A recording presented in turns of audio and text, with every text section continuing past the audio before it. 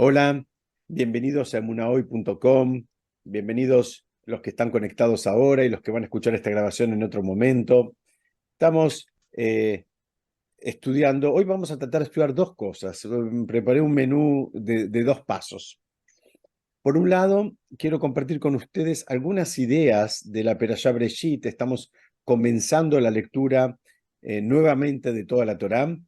Y nada, estudié algunas cosas que me resultaron muy interesantes y las quería compartir con ustedes. Entonces la idea es justamente mezclar algún concepto como lo veníamos haciendo últimamente de la Perashá. Y bueno, y si Dios quiere también, vamos a avanzar un poquitito también, entrando ya en el capítulo sexto del Mesilat Yesharim. Vamos a empezar primero con alguna idea que quiero compartir en relación a la Perashá Breshit. Ustedes saben que la Perashá de Breshit, no el libro, la Perashá, solamente la primera Perashá donde habla de la creación del mundo, y bueno, está también todo el episodio de Caín y Abel, y digamos, la creación, primero la creación del hombre, la creación de Javá, de em, la expulsión de ambos del Gan Eden, y bueno, después está el nacimiento de Caín, el nacimiento de Abel, y está el asesinato. En fin, solamente esta perashá hay jajamim que le dedican años y años al estudio de esta perashá, únicamente a esta perashá. ¿Por qué? Porque hay una forma de estudiar que lo trae mucho el Talmud, que dice que todo tiene raíz, todo vuelve digamos, al esquema original, a la matriz original, y en Breshit está un poco todo, ¿no? Bueno, nosotros no nos vamos a dedicar años y años, pero Baruch Hashem, cada año que estudiamos, le vamos encontrando una nueva lectura, una nueva mirada a conceptos que ya conocemos. Lo que pasa es que nosotros ya no somos los mismos, entonces ahora lo podemos ver con otros ojos. Y ese es el concepto por el cual el estudio de la Torá requiere que se vuelva a ella permanentemente, ¿no? El estudio de la Torá, nadie puede decir yo ya la estudié. ¿Por qué? Porque siempre hay alguna arista para profundizar, siempre hay algo distinto, algo que en algún momento nos pasó desapercibido, ahora tal vez estamos un poco más atentos o tenemos atención en otras cuestiones. Siempre, digamos, créanme que le vamos a encontrar siempre, siempre, siempre, aunque volvamos 400.000 veces, vamos a encontrar algo nuevo y un aprendizaje nuevo para obtener. Yo quiero empezar con ustedes saben que hay un comentario muy conocido, clásico, que dice que la Torá empieza con un acto de Gesed y termina con un acto de Gesed. Y como se dice en hebreo, los mefarshim, los comentaristas, nos identifican a qué actos de Gesed se refiere el Talmud cuando dice que la Torá empieza con un acto de Gesed y termina con un acto de Gesed. Permítanme, yo se los voy a leer desde adentro, desde el Humash mismo. El acto de cuando, digamos, el acto de bondad que mencionamos que está al principio de la Torá, está justamente en nuestra perashá, en la perashá Breshit, y se refiere a nada más y nada menos que cuando Hashem le hizo unas ropas, en este libro traduce como túnicas de cuero, de piel, para Adán y Jabá. Esto es, los pongo un poco en tema, después de que ellos transgredieron, se dieron cuenta que estaban desnudos, ellos primero se habían hecho algún tipo de vestimenta con hojas de parra, pero dice ahí la Torá, fíjense cómo dice el pasuk. El pasuk dice así en hebreo: Vayas Adonai Elohim le Adam le Ishto Kutnot Or Bail Beshem. En castellano sería: y Hashem, Dios, le hizo a Adam y a su mujer túnicas de piel y los vistió. ¿Sí? Bien clarito. ¿Quién las hizo? Acá te dice Vayas Adonai Elohim. Es interesante porque usa dos nombres de Hashem, dos nombres de Hashem que los dos se refieren a él, por supuesto, pero todos sabemos que ya estudiamos en algunas oportunidades, y lo recuerdo, que cada uno de estos nombres se refiere, digamos, a un matiz, a una forma de expresarse del mismísimo Hashem. En uno denota una actitud de mayor misericordia, y en el otro denota, cuando dice Elohim, se refiere a un nombre que es más estricto, ¿no? Como regla general, tenemos que cuando dice, no lo voy a repetir, lo voy a cambiar para no decir el nombre en vano, pero cuando dice Amonai, se refiere al atributo de misericordia, y cuando dice Elohim, se refiere al atributo de justicia, al atributo de estrictez. Es interesante porque acá, en el mismo versículo, de manera aparentemente superflua, pone ambos nombres de Hashem, ¿no? O sea, poniendo uno solo, ya entenderíamos de quién está hablando, pero la Torá nos está comunicando que Hashem es el que hizo estas vestimentas, y que es él el que se las dio a Adán y a Javá, y es él en función de ambos atributos que acabo de explicar, el de misericordia y el de justicia, ¿no? El más estricto por un lado, y el otro que es un poco más benevolente, más permisivo por el otro. Este es digamos, el acto de Gesed que identifican nuestros sabios en el Talmud como el acto de Gesed de apertura de la Torá. Permítanme compartirles el acto de Gesed que identifican al cierre de la Torá. Al cierre de la Torá es un versículo muy cortito, donde está hablando acá del fallecimiento del mismísimo Moshe. Entonces el pasuk dice, Baikboroto bagai be'eretz Moab mul beit peor velo yada ishet keburato ada yomase. La traducción sería, lo enterró en la hondanada, en la tierra de Moab, frente a Beit Peor, y nadie sabe dónde está su tumba hasta el día de hoy. Estos serían los dos actos de Gesed que les decía que el Talmud identifica como que la Torá empieza con un acto de bondad y termina con un acto de bondad. Este último acto de bondad es uno de los actos de bondad más grandes que una persona puede hacer por otra, que es justamente darle sepultura, ¿no? Inclusive es un acto de bondad que se llama de una manera, creo que bellísima desde el punto de vista así hasta poético, se llama Gesed Shelemet. Se llama que todo ese acto de bondad que uno hace con alguien que partió de este mundo es un acto de Gesed, es un acto de bondad, pero de verdad. ¿Por qué? Porque vos no podés esperar nada de vuelta de esa persona. Vos no estás haciendo ningún cálculo de que, bueno, él te va a devolver el favor, porque, bueno, esta persona ya se está yendo, se está yendo de este mundo. Ahora, ya encontramos cuáles son las dos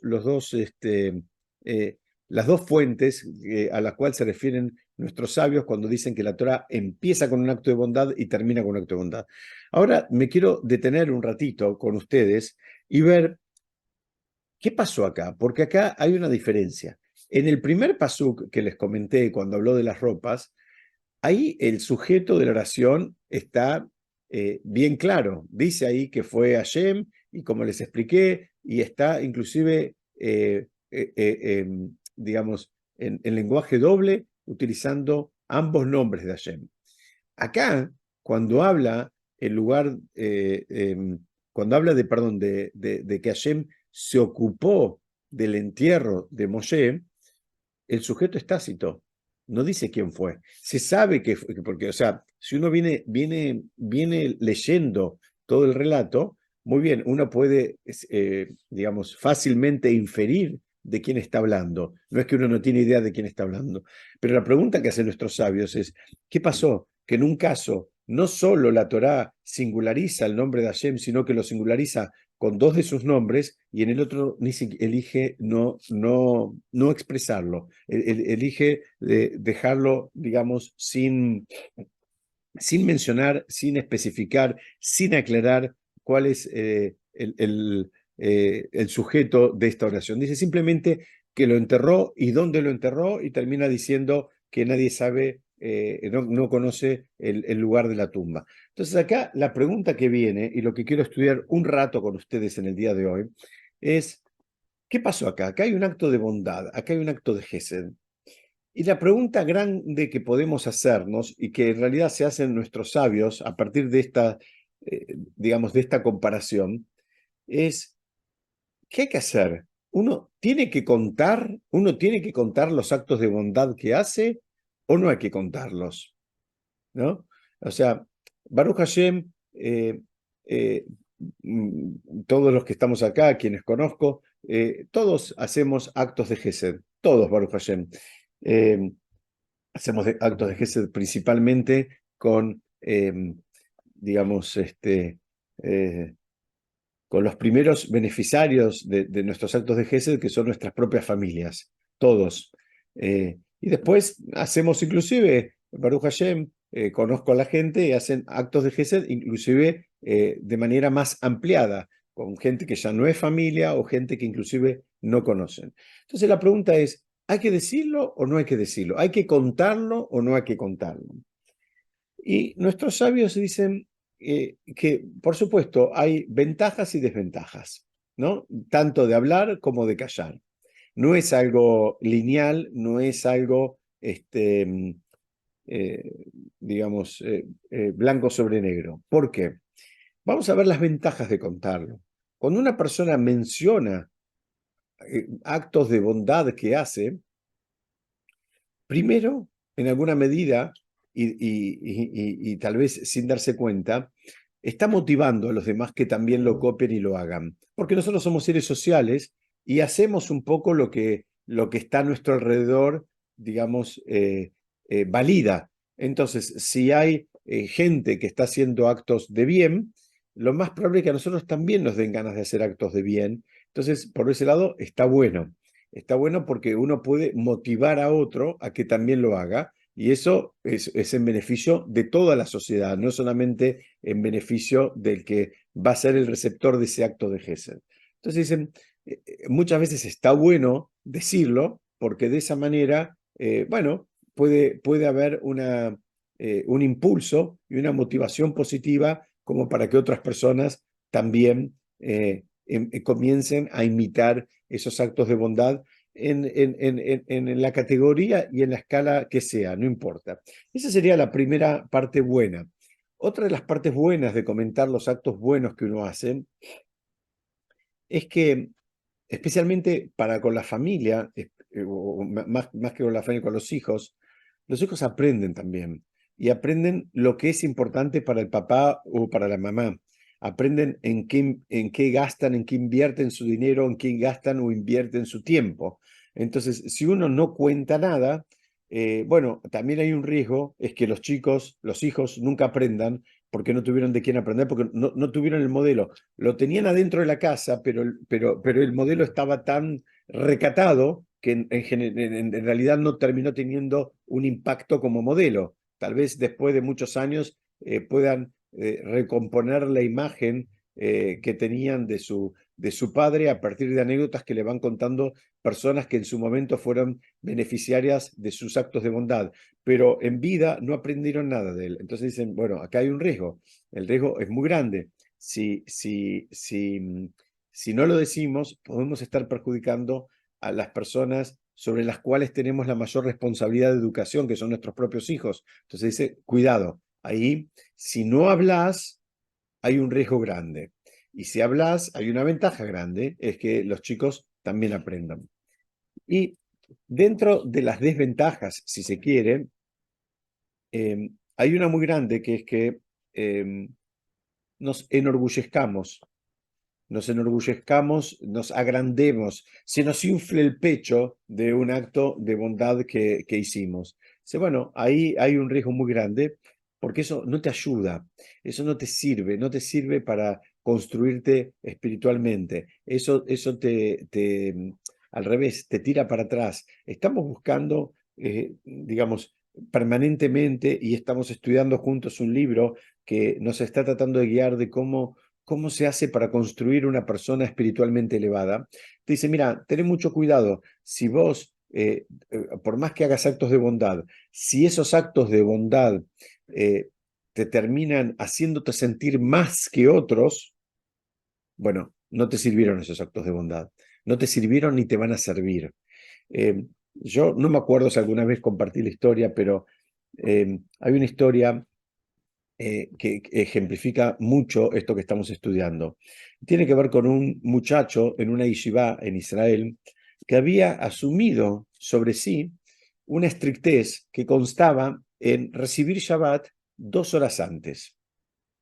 Es decir, si Shabbat empezaba a las 6 de la tarde, era a las 4 de la tarde, ya estaba bañado, planchado, vestido y listo como para empezar Shabbat. Entonces él se quedaba en el templo estudiando algo, digamos, pero él 2 horas antes ya estaba absolutamente listo.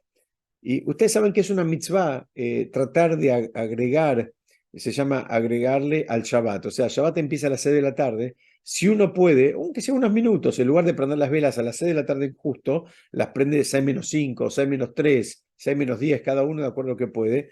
Y ya en ese momento recibe Shabbat. Es una manera también de mostrar el cariño y el amor por la mitzvah. Entonces uno le agrega al día de Shabbat. Si bien técnicamente todavía no empezó, para la mujer empieza en el momento que lo recibe al Shabbat con el encendido de las velas y el encender las velas, inclusive unos minutitos antes, es una buena costumbre. Como también es una buena costumbre cuando termina el Shabbat, no digamos, entre comillas, no abandonarlo y, digamos, con prisa, como si uno estuviera con ganas de sacárselo de encima, sino que, bueno, ya va a terminar a las 7, puede terminar también a las 7:15 y no pasa nada, y bueno, y ahí hacemos la Abdalá y todo lo que hay que hacer como para marcar el cambio de un día, digamos, sagrado a un día común.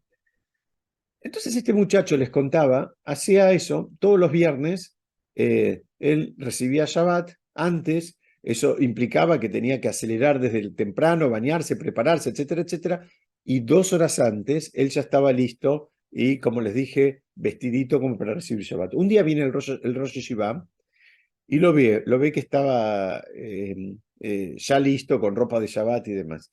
Otro viernes le pasa lo mismo y demás, entonces un día el Rosh Yeshiva le preguntó de qué se trataba. Entonces el muchacho le dice, no, le cuenta justamente que estaba, digamos, poniendo en práctica algo que había asumido para sí, que era recibir el Shabbat 2 horas antes y que él, bueno, se trataba de organizar desde el jueves con las compras, con lo que tenía que hacer, etcétera, etcétera, de manera de poder sostenerlo.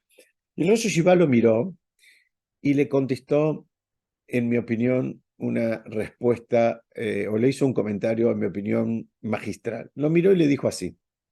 Le dijo, cuando vienen tus compañeros, en el ejemplo que les digo es a las 6 de la tarde, ¿no? Él dijimos, si Shabbat empezaba a las 6, él a las 4 ya estaba listo. Y dice, cuando vienen tus compañeros corriendo, con el saco por acá y con el peine por allá, porque están llegando sobre la hora en algún lugar entre 6 menos 5 y 6 y 5. Dice, y vos los mirás, le dice el Rosh Yeshiva, ¿vos te sentís más que ellos? ¿Vos sentís que sos mejor que ellos? Entonces el muchacho hizo un silencio que denotaba que sí, que él se sentía mal. Entonces el Rosh Yeshiva le dijo, no lo hagas más, porque no te sirve, porque no te sirve, no te va a servir, no te va a servir a vos para crecer. ¿Por qué? Porque no entendiste nada. La carrera no es con el otro, la carrera es con vos. La carrera, el desafío es alcanzar tu mejor versión, superarte a vos misma. No tiene nada que ver con superar al otro. El otro puede recibir Shabbat a las 6, a las 7, a las 9 de la noche o a las 2 de la tarde. Él tendrá sus motivaciones, él tendrá sus desafíos y él tiene sus herramientas. Lo del otro es lo del otro. La carrera es con vos mismo. Pero si esa carrera te da pie a que vos te la creas y te creas más que un compañero, es que no entendiste nada. Y el Rosh Yeshiva le dijo, no lo hagas porque no te va a ayudar, porque no te va a servir. Perdón un segundito.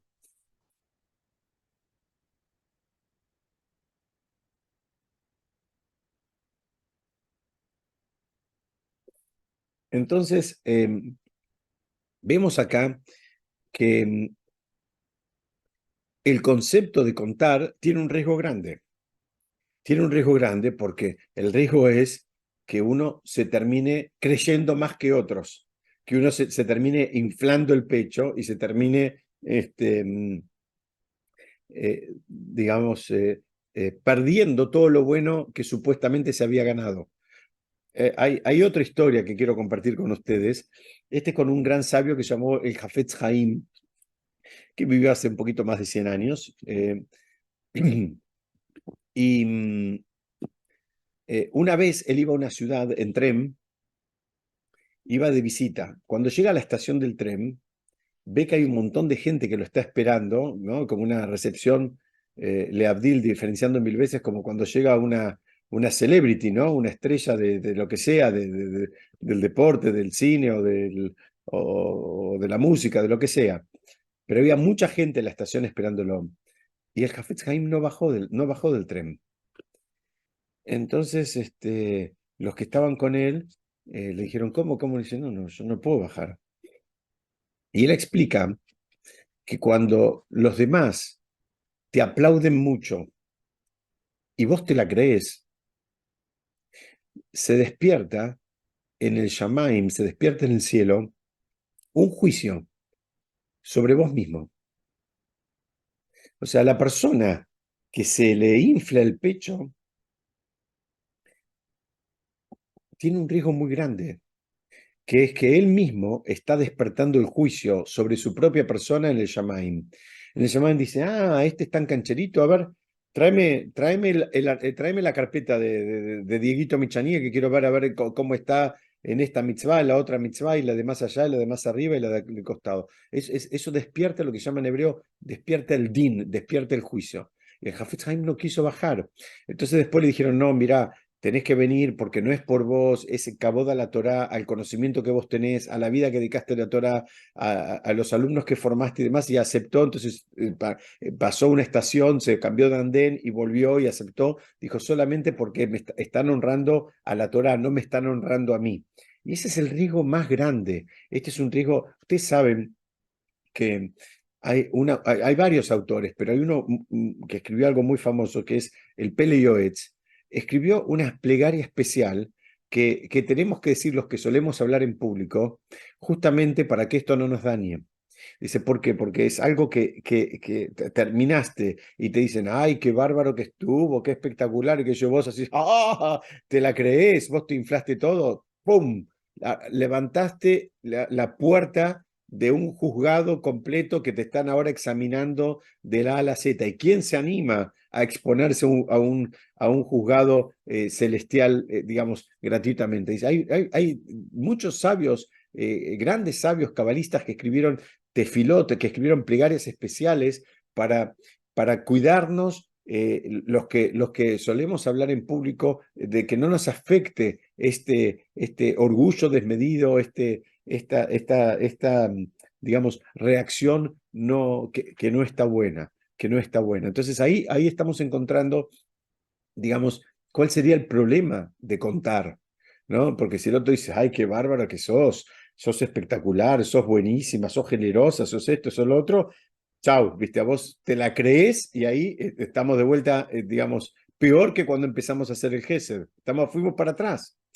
Entonces, estamos tratando de ver hoy qué pasa, si está bueno decir las cosas o no está bueno decir las cosas, si está bueno compartirlas o no compartirlas. Por un lado, vimos algunas ventajas de compartirlas, por otro lado, estamos viendo algunas desventajas de compartirlas porque tienen un impacto.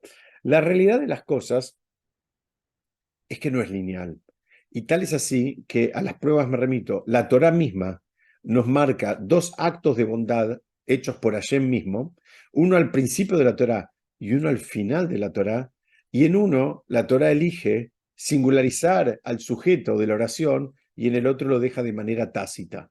Nos está enseñando que a veces está bueno hablar y a veces hay que callarse. A veces no hace falta dar todos los detalles. A veces mismo que se va a terminar sabiendo que fuiste vos el que lo hizo, no hace falta que lo digas. No hace falta que lo digas. La gente se va a dar cuenta que fuiste vos. La gente se va a dar cuenta. Y no piensen de esto en actos así que tienen que ver eh, con grandes donaciones o cuestiones económicas. Puede ser detalles más mínimos como quién puso la mesa, como quién compró las flores, como quién se ocupó de alguna cuestión en la casa, digamos, inclusive cosas mucho más mundanas, ¿no? Pero a veces los jajamín terminan diciendo, mira, dicen que en el primer caso, que Hashem eligió en la Torá, asociar su nombre en la Torá con la mitzvah, tenía una lógica. ¿Y saben cuál es la lógica? Dice que Adán y Javá habían sido expulsados del Gan Eden. Y, digamos, no me quiero imaginar cómo se puede llegar a sentir una persona eh, siendo, digamos, de manera explícita retada por el mismísimo Shem. Yo creo que uno debe ser algo absolutamente insoportable. Si a nosotros a veces nos pesa la opinión de un compañero o de un superior, imaginémonos la opinión de Hashem que viene y te dice, mira, te pedí una sola cosa que no hagas y vos destruiste lo que, digamos, el Gan Eden que yo te había dado, destruiste una creación que te pedí que la cuides, ¿no? E inclusive trajo mucho mal al mundo, trajo la muerte al mundo. Entonces, los comentaristas dicen que justamente por eso Hashem asocia su nombre con esta entrega de las ropas que le hace a Adán y Javá, para demostrarle a Adán y Javá y demostrarnos a nosotros que a veces no importa la macana que nos hayamos mandado, Hashem siempre nos quiere, Hashem siempre tiene una mirada blanda, una mirada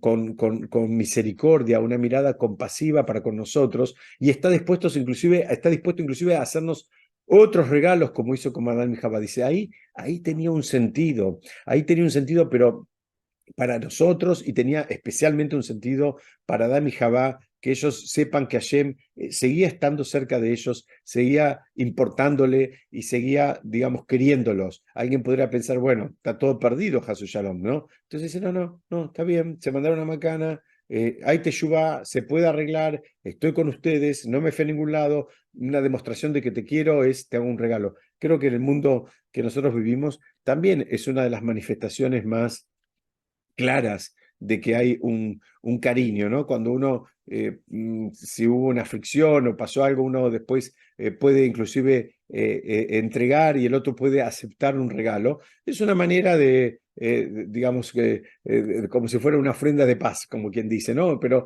es el otro, se preocupó ahora, quiso arreglarte, trajo, no importa lo que sea, puede ser una flor, puede ser un chocolate o puede ser un piso en Puerto Madero, no importa, pero digamos, tiene esas ganas de demostrarte que le importás, entonces te hace un regalo, porque si no le importara, no se ocupa de nada y no te trae ningún regalo. En el segundo caso, no hacía falta.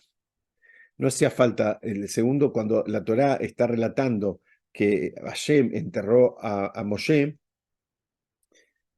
no había ningún beneficio. Y creo que ese es el norte que también dicen los hajamim, es, bueno, ¿qué beneficio hay si vos contás algo bueno que hiciste? Si realmente va a haber un beneficio, como dijimos al principio, alguien se va a motivar, alguien te va a imitar, alguien va a copiarte o va a asumir, digamos, una actitud similar, bueno, tal vez en ese caso valga la pena contarlo y hacerlo público.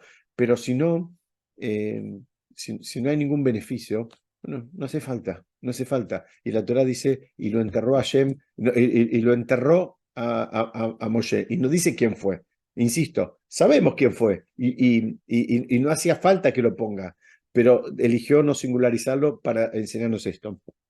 El, el contrapunto que también nos acompaña en todo este análisis, cuando nosotros estamos tratando de ver si está bueno o no esto de contar las cosas buenas que hacemos o las mitzvot que hacemos, es que no se pierda de vista si somos dadores o somos receptores. Todos creemos que está muy claro cuando somos dadores y cuando somos receptores.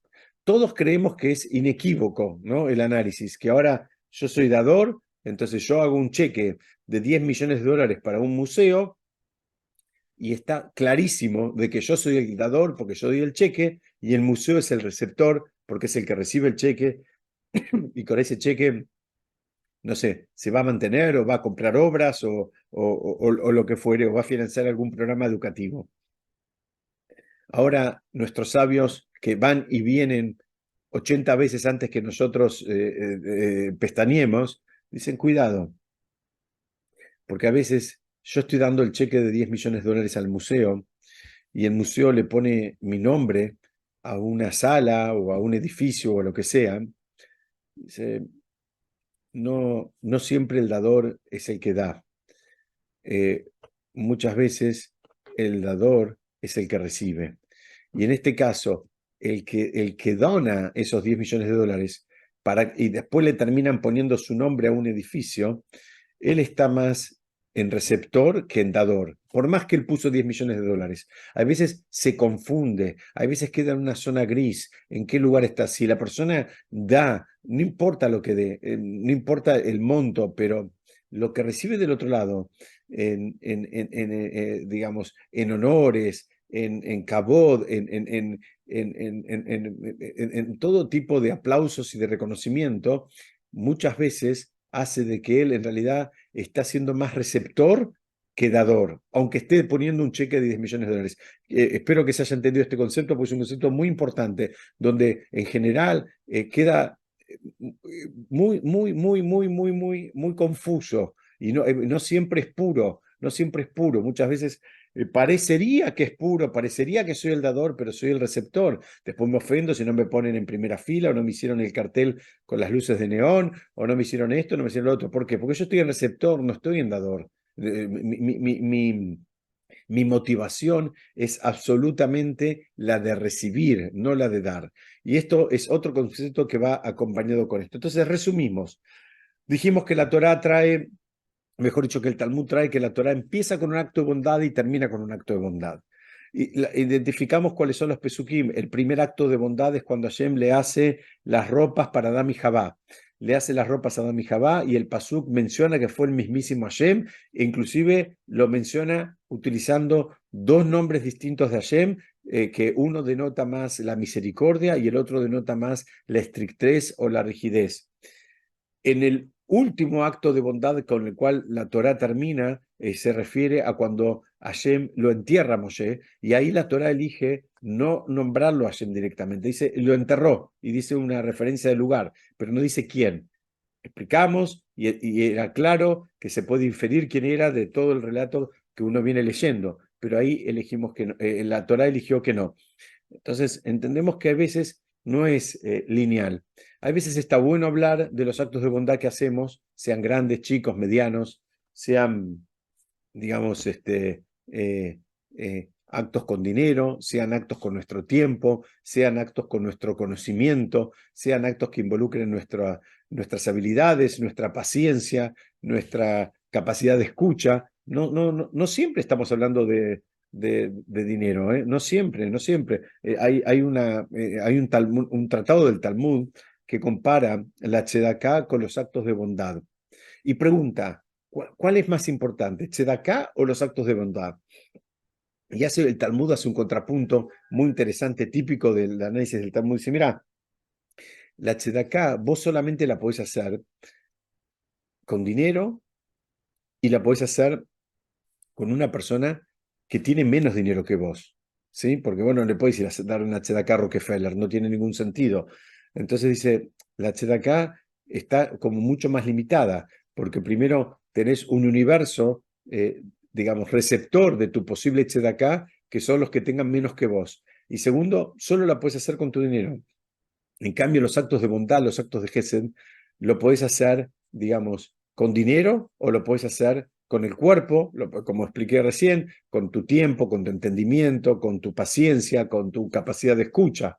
Además, en los actos de Gesed lo podés hacer con alguien que está económicamente por arriba tuyo o alguien que está económicamente por abajo tuyo. O sea, el universo es mucho más grande.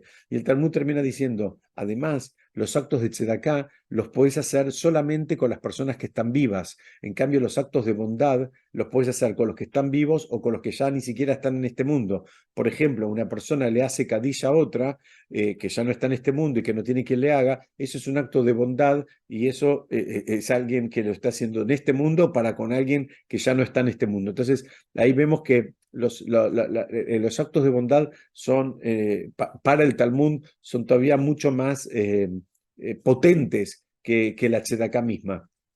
Entonces, les decía que lineal esto no es, y por eso la Torah misma en un caso elige hablar y en otro caso elige callar. Dicen que los jajamim, que de la misma manera nosotros tenemos que sopesar, tenemos que evaluar cuándo vale la pena, cuándo va a servir de algo, porque estudiamos también el riesgo que tiene cuando lo decimos, el riesgo de creérnosla, el riesgo de creernos más que otros, el riesgo de creer que podemos mirar a los demás desde arriba.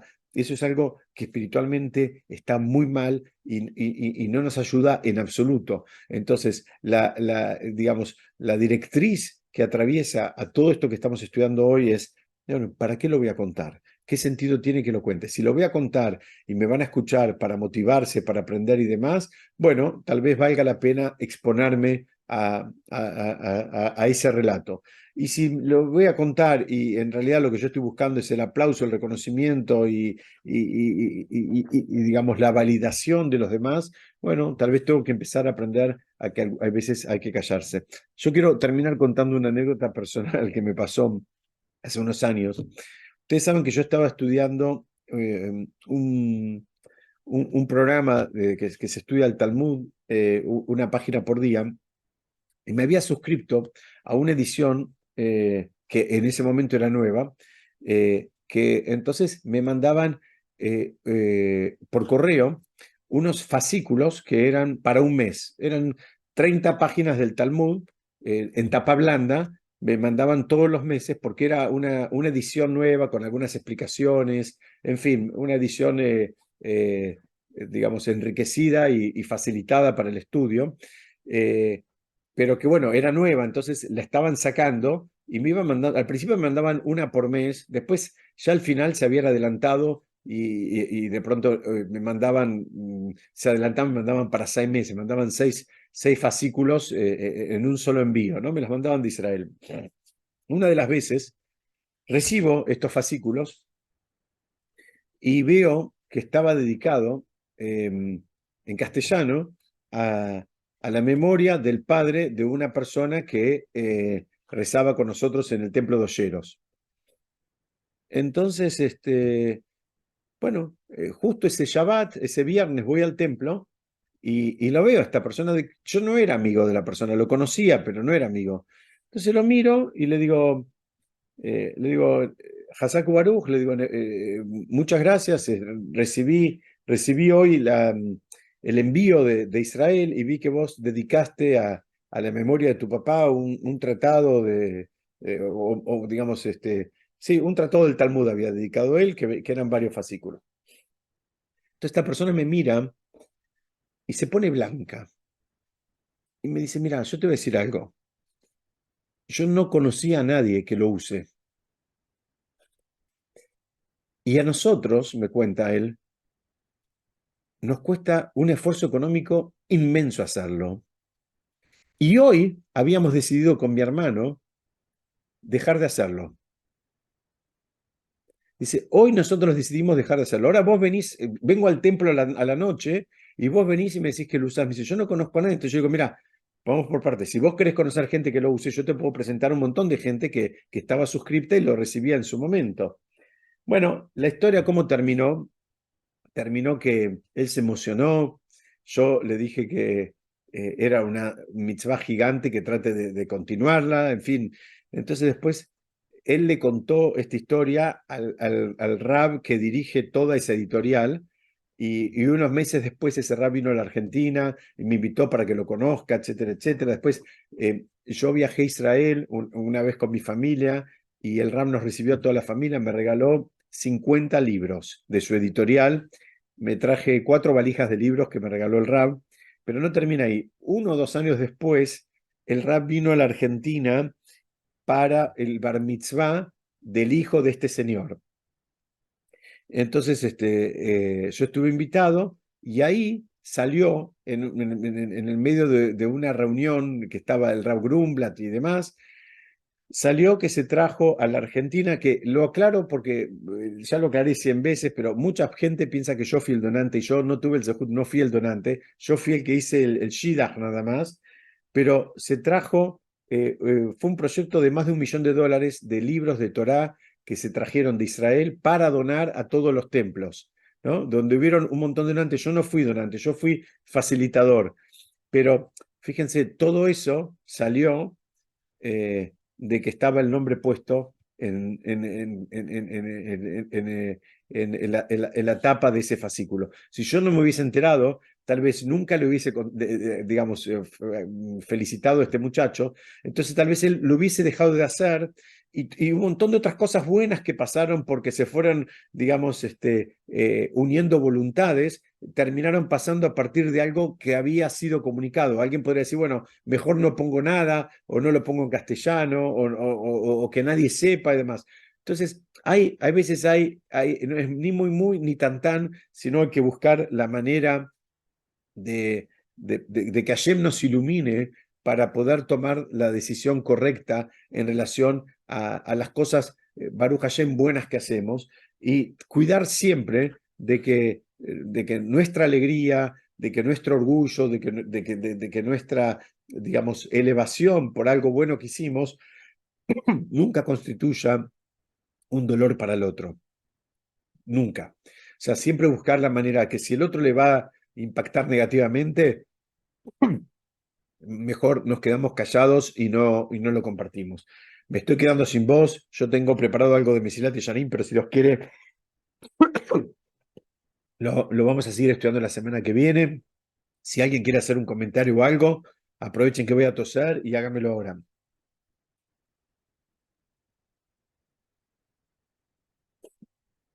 Bueno, Baruch Hashem, si no hay ningún comentario, ninguna queja ni nada, saludo a todos los que no saludé antes.